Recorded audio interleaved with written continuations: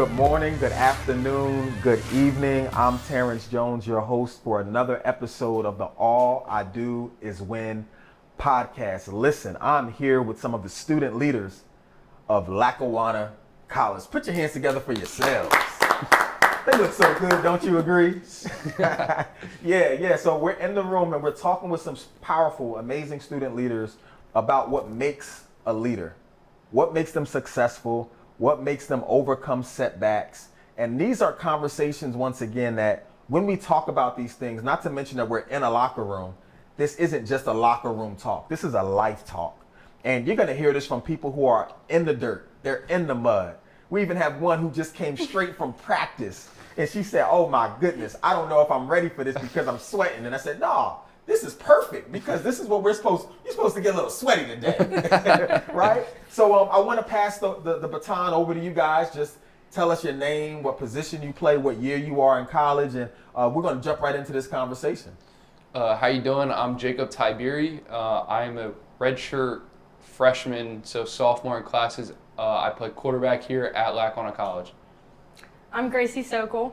I play first and third, but mainly first. My name Chris. I play O-line here. I'm a freshman. Yeah. Excellent. Nice. And when she said first and third, for those that might not know, that's softball. All right. But I want y'all to really just be tapped in. And yeah, it does say softball on her shirt as well. So just in case you missed it, you got it here first. All right. So listen, I want us to talk about Shedeur Sanders for a minute. Is that all right? Yeah, that's fine. Gracie, you okay with that? Yeah. All right, cool. Inside joke. Don't worry about it. But Shedeur Sanders, he goes into the draft. Firstly, he has a really impressive college career. Does a phenomenal job at the QB position.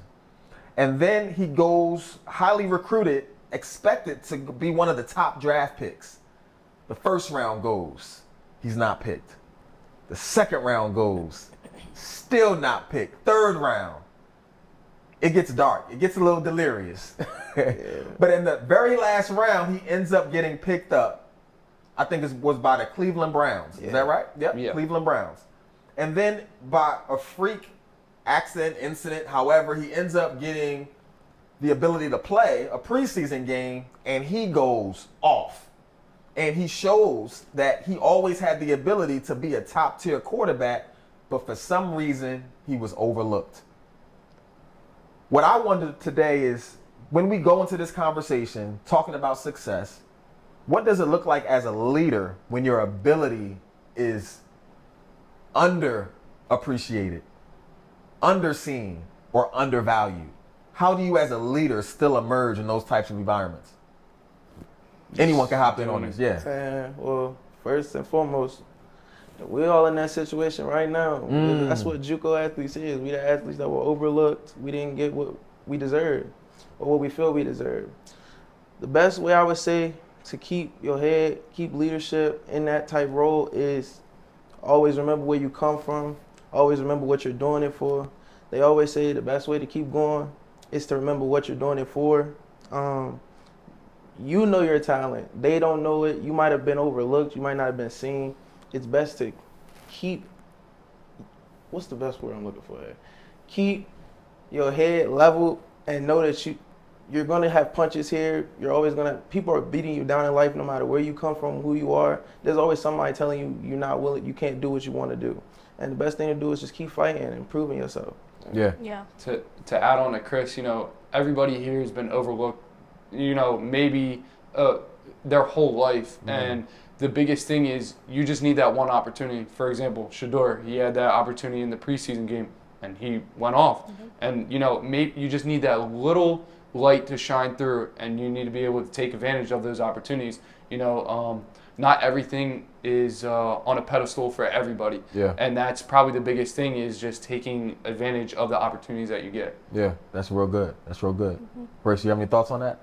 No, they covered it all. Yeah. Cool. With Chris, just, what you worked your whole life for. Like me, I've played softball my entire life.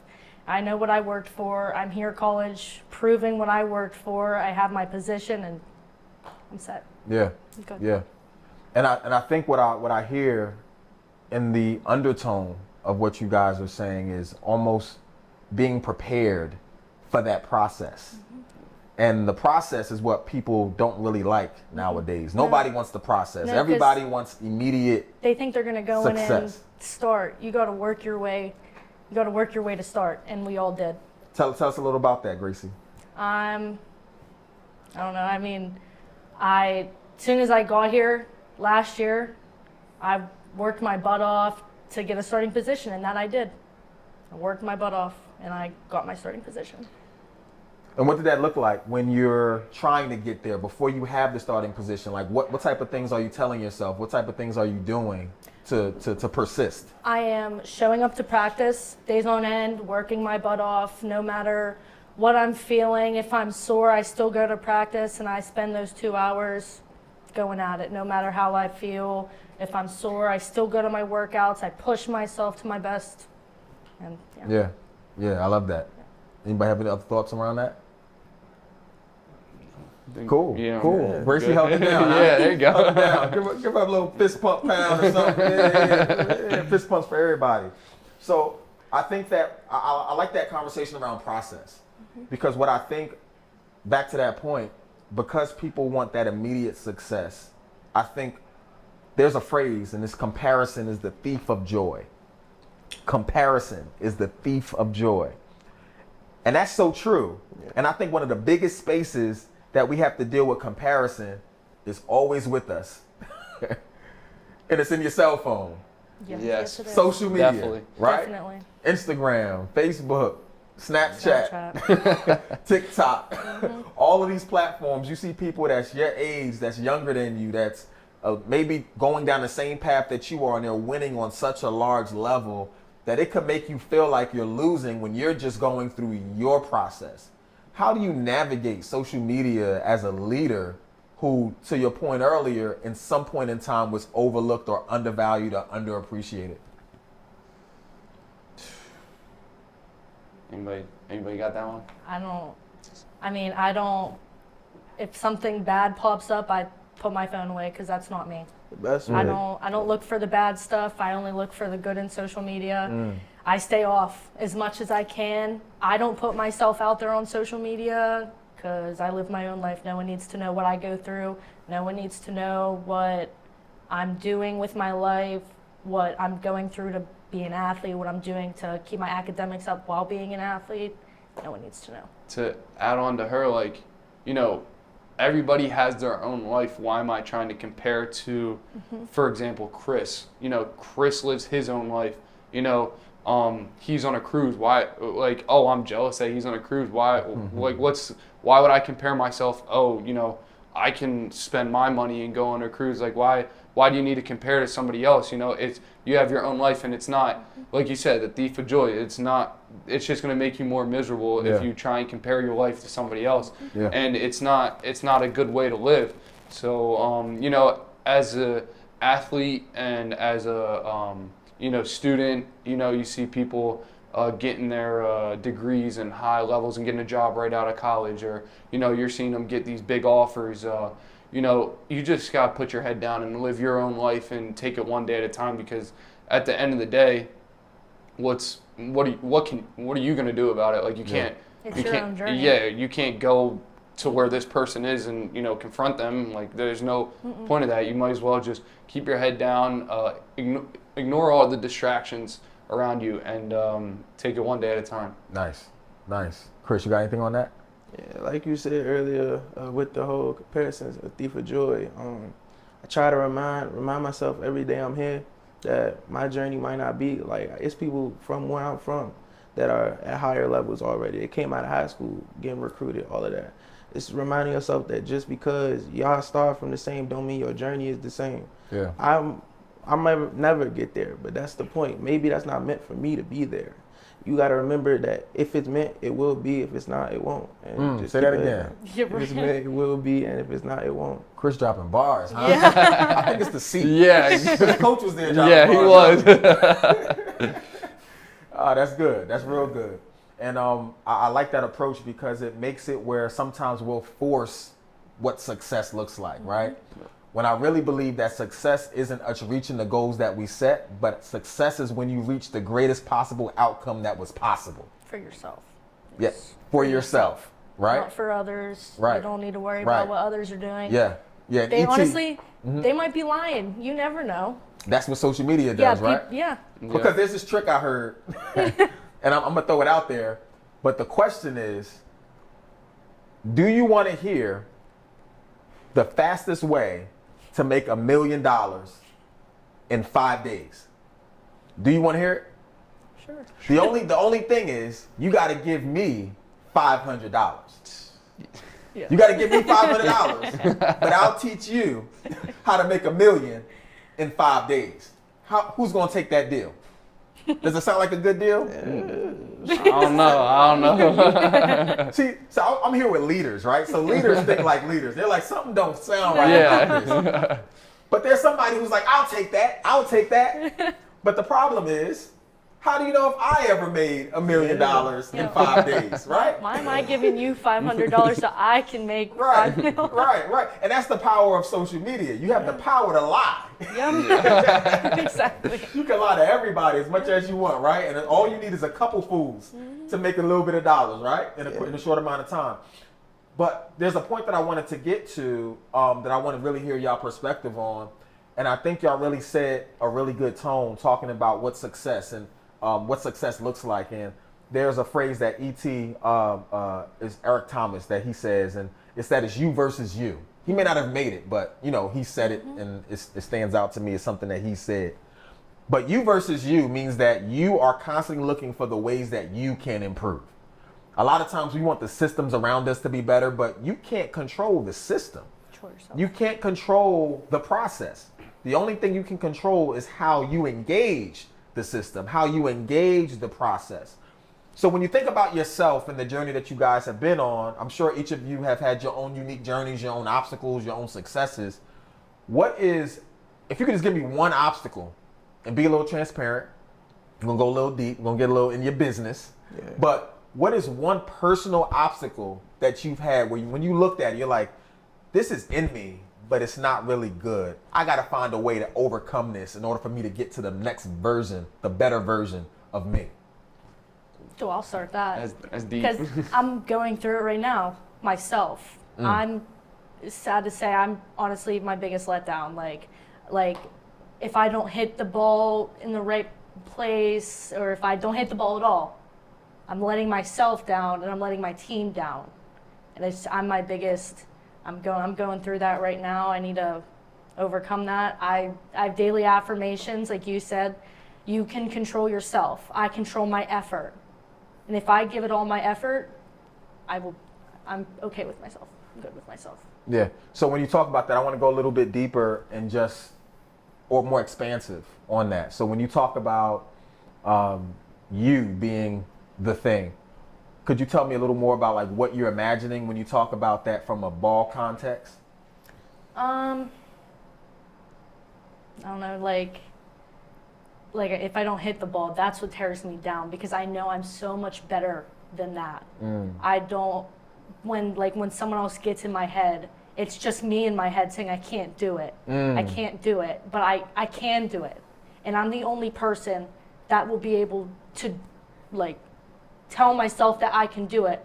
I don't want to depend on anyone else. I need to depend on myself to overcome this, because no one's going to help you overcome anything. In reality, you have yourself, and that's it. And maybe a couple other people to help you boost yourself, but just because someone else is telling you you got it, you might not be thinking, oh, I got this. Right. You need to tell yourself you got this. Every time I go up to bat, you got this, you got this, you got this. Yeah. Don't think, just do. Just react. Once the ball's pitched, just react. Don't think.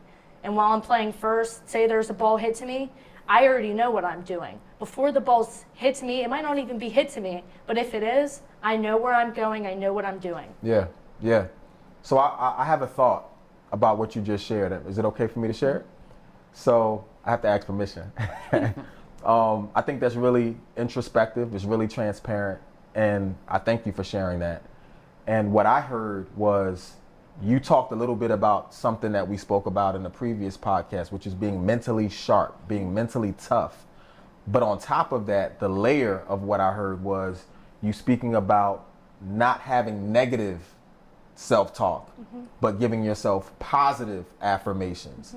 And also acknowledging that the first person and the only person that can raise your self-esteem Is yourself. is you, right? And I think that that is such a powerful place to recognize, because the truth is you hitting the ball is not the success. The success is when you tell yourself that I'm giving this the best that I can every time. The difficulty comes in when you lose before you get to the plate. Exactly. Because you tell yourself, oh, I suck. I can't do it. You're not good enough. You're not fast enough.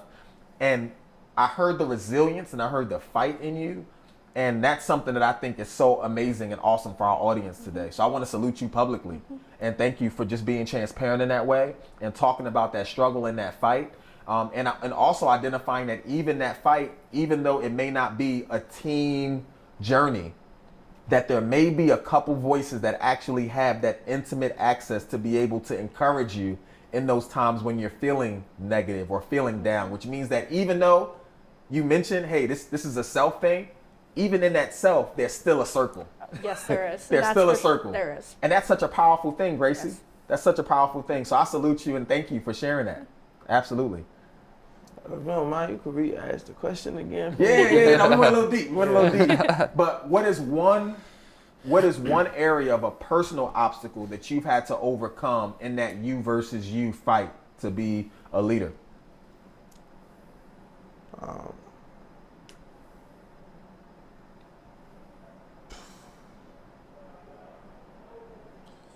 That's a tough question. That's a tough question. That's the same question Gracie just answered. Y'all had I time. know, but That's why I wanted to answer it first. As soon as you said it, I already knew what I was gonna say. Yeah, We talking like in like outside life. Anything that comes to mind. There's no boundaries. Well, I would say, well, it wasn't really. It's an obstacle, but it's more like a motivator. Also, I would say like knowing where you come from. Like, I would say like I know the reason that I'm here and the reason I'm motivated to stay coming here is knowing if I don't make it out of here, I'm disappointed in my family. Even though it's not like they're gonna tell me you're a disappointment or whatever, but I know that they're gonna be hurt because my family, we're not the most financially stable. We're Section 8 housing, food stamps, all that. They need me to make it so that we can go somewhere outside of that. So that's why I say it's a disadvantage, but it's also I use it as like my motivation to keep coming, go to practice if I got to. It's like a mental battle though, because you beating on yourself, letting you know, especially when like depth charts and sports come out and stuff, and you like seeing like I'm here and I need to be there. It'll hurt you, and you'll be like, am I really good enough? I'm letting my people down. But it also can be used to keep fighting. Let yourself know that you're here for a reason. It keeps you humble so that you can, if my story ever comes out, I'll have a great one. Yeah, that's good. I have a thought hearing yours. Can I jump in? All right, cool. So what I'm hearing from you is that your obstacle is external. Yeah. And your external obstacles have kind of given you a limit on what's actually possible, because some of the base fundamental things that you should have as a human have sometimes been hard to come by, not just for you, but also for your family. So when you show up to school, when you show up to the field, when you show up in life, you're showing up not just for you, but for the sake of your whole family being able to have the possibility of a better life where those obstacles are no longer their obstacles. Yeah. Is that it? Yeah. All right, cool. Thank you for sharing that. No problem. Because that's really transparent once again. And that's really big of you to share something that's in front of you, that's always at the back of your mind and sometimes at the front of your mind in regards to your why. Yeah. Thank you. Indeed. I guess it's my turn now. It is your turn. Are you ready? Yeah, I think so. No, probably my biggest thing, I don't know if I'm really going to attack the question 100%, like what you fully asked, but probably the biggest thing for me is just being away from family. Mentally that's tough. Being away from home, like my mom, my dad are probably my best friends, my number one best friends, I've been with them, till I left for college. They've seen me play football my whole life, play baseball in high school, so they've been there for that too. But being able to, go take the next step to college, it's a little tough being away from them. And my sisters too, they've always been a big support in my life. And it's tough being away from them, but at the end of the day, I know they're proud and they want me to succeed, even if they're not, physically there. I can still FaceTime and everything like that, but just them not being able to talk to me physically, gets to me sometimes. But they want to see me succeed, and that's probably the biggest thing. Is all they want is for me to succeed. Nice. You said you didn't have it, but you just knocked it out the park. Can I share what I heard when you said that? Yeah. All right, cool. So we're kind of going around the horn here. Yeah. But it sounded like what you were saying was there's an internal value that you get from your family, and you having that has been a strong support system and a contributor to you getting to being successful. Yep. But then being in this place, you don't have that with you anymore. So that's literally a daily obstacle, the fact that you don't have close proximity to the people that help you get here. Yeah. So then you have to more so find other ways to supplement that or find ways to connect with them here and there, but all the time knowing that you're your best self when you're around them. So does that capture it? Yeah, you pretty much hit on Cool, that. excellent, Yeah. excellent. And I'm not doing any magic. I'm just saying what I'm hearing you guys say. But I wanted to kind of break it down in that way because I think sometimes our audience, they don't always see themselves in the people that's in front, because you're literally on a prototypical pedestal right now, right? As what it means to be a leader. And oftentimes people will say, oh, I can't be like Gracie. She's so amazing. I can't be like Chris or Jacob because they're so amazing. But the reality is y'all are human. Y'all bleed red blood like everybody else. And you have hardships, you have obstacles. And those obstacles you're living to overcome and to be a better version of you every single day, you versus you, just like everybody watching. So again, I thank each of you for being transparent and open, because a lot of times people don't post their struggles on Instagram. Yeah. Nope. They're not posting their weak spots on TikTok, right? It's always winning, right? And this is the All I Do Is Win podcast, but we're talking about what supports the winning. Chris, I saw you had something on you. I was gonna say another obstacle that He's gonna double down. All yeah, right, another come on, obstacle come just on. to He said, I got more for you, baby. I know a lot of people go through is trusting the process itself, especially us, again, bringing up the JUCO thing. Here, you definitely got to trust the process. You're here for 2 years. You might come here your freshman year. Your coach might not start you immediately. A lot of people are like, I'm better than JUCO. I know I was before I came here. I told myself I'm better than JUCO. I don't need to go JUCO. And then when I finally convinced myself to come here, I was like, I'm not going back up nobody. I'm a start. I'm coming in there for the spot. And it's good to have a mindset that you want to win, but you got to also be able to learn. And coaches that's their whole point here. You can get better always. Yeah. Jumping from college from high school to college, JUCO is the perfect spot because it gives you a college experience, but it's for people that they don't feel like you're quite there yet to go to a 4-year. And I feel like a lot of people get lost in the process because they don't trust it. You got to believe your coach has your best interest at heart, and that if you are the best player to put out there, they will put you out there. Yeah. What I love about what you just said is that, because it was well said, I don't even have to try to make it make sense for everybody watching, because it was as clear cut as you can get. But what I think is amazing is that there's a vision at the end of what you're saying, which makes the process make sense. Yeah. And I want to speak to everybody who's watching this right now. If you're a student, if you're an adult, wherever your position is in life, there's some reason that you're here. There's some reason that's bigger than your moment that you're sitting in right now, which is your reason for being. The essence of why you're on the earth is connected to something bigger, more broad, more expansive than what you see right now. But that's where the process begins, y'all. Go through the process, whether it's finishing your degree, whether it's starting that business, whether it's going and learning a new trade, learning a new skill, learning a new sport, whatever it is that you need to do to expand yourself, go through that process and stick it through, even through tough times, because tough times makes you refine. And there's an analogy that I want to use. And have you all ever heard about how gold and silver become processed? No. So I'm gonna tell y'all real quick.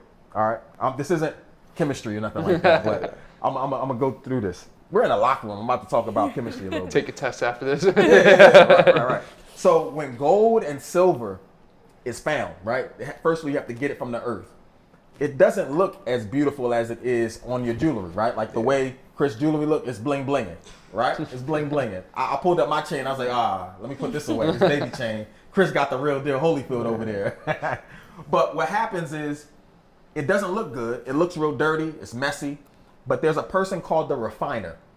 And the refiner is someone who takes that jewelry before it's ready to be jewelry. It's just raw form. And they put it in fire. And when they take it out the fire, they cool it. And then they put it back in hot fire. And what that process does is it causes the impurities that's in the metal to come out. And they keep going through this process of being put in fire, being put in water, being back put in fire, and being put in water. And they know that the process is done when the refiner looks at the metal, the gold, the silver, the whatever this precious metal is, and he's able to see his own reflection in the metal. And the powerful thing about this when we think about process is that we want to look shiny. We want to look new. We want to look like something someone would want to show off, but we don't like the fire. And what you were talking about is a perfect example of allowing yourself to be processed, because a lot of times what I think our generation struggles with is going through processes. As soon as something doesn't feel good, I'm out of there. You know what? I'm going to quit. I'm not going to do JUCO. You know what? This coach don't know what they're talking about. They have me on backup. I'm done. Or this boss is not a good boss. I'm going to leave here. Or school is getting too tough. I got to study? What you mean study? I'm out of here. This relationship, oh yeah, it's a little tough. I'm out of here. We're not talking about toxic relationships, y'all. We're talking about healthy ones, all right? But at the end of the day, we have to go through a process if we want to shine. Mm-hmm. And I think this is a great place to land the plane. A lot of times I think when we have talks like these, it gets a little surface, but I think today we got really deep, we got really intimate, we got personal, and I think it's really going to help somebody on the other side of this lens today. So let's put our hands together for y'all. And I want us to close off really quick. We're going to go around the horn. And if you could just share like a final note of statement of encouragement to one of your peers, student, person that's on the other side of the camera watching this right now, tell them. Do you want me to go first? I'll go first. Yeah. Just, come on, Gracie. I've been building this up. Just remember to be you. You don't need to be anyone else. He touched on, I want to be like Gracie because she's so awesome. You don't want to be like me. You want to be better. You want to be your own person. You want to work towards your own goals like I work towards mine. I'm myself. You're your own self. Yeah. Nice. Well, do you want me to go? It don't matter. She kind of touched on a lot of it, but people listening, and watching, just be yourself, like Gracie said. You're against yourself. Be in the moment that you have. Cherish every moment you have, and take that next step to be better than what you are right now. I know you said, I guess we can give like a shout out maybe? I don't know. Sure. Shout out to my mom and dad. Love you guys, miss you. So. Hey, mom and dad. Yeah, can I give a shout out? Can I give a shout out? Sure. Shout out to my dad. He's my rock. My 3 sisters, they're also my rock. And my boyfriend, because he's my biggest supporter. Nice. And Gracie talked about holding it down by herself. She got a whole squad. I do. See, I do have a whole squad, but they're all far away. I hear you. They're through the phone, but I mean that's as good as it's hear gonna you. get, and that's perfectly fine by me as long as I can talk to them. Nice. I love that, Gracie. Piece of advice I would give is, well, I see this a lot because on the football field we work on, it's like a board and it's like a saying. It says all give some give all. I feel like in life you want to be one of the people that give all. You can't say that you want to get to a certain goal, but you're not giving everything you can to get to that goal. And in life, a lot of people aren't giving all. You have to be willing to put yourself out there, get rejection, get setback, get. Long story short, I'm gonna just say it's gonna be obstacles. You gotta fight through the obstacles. You don't want to. At the end of the day, you don't want to put your head on that bed and know that you didn't give everything you could. So yeah. Nice. Yeah. Like that. Thank you. That was Thank good. you. That was Thank you. Yeah, that was real good. That was real good, wasn't it? Yeah. It's the seat. Is it the Yeah, seat? it's hot right now. No, we'll say it's the man. It's the man. You absolutely dropped some gems today, man. And I just want to thank each of our guests, Jacob, Gracie, Chris, for being on the podcast today. And today, this was another episode of the All I Do Is Win podcast. We had such an amazing time talking about success, talking about overcoming obstacles, talking about what it means to win against yourself when you are the biggest obstacle against you being the greatest version of yourself. So thank you for joining us. And until next time, peace.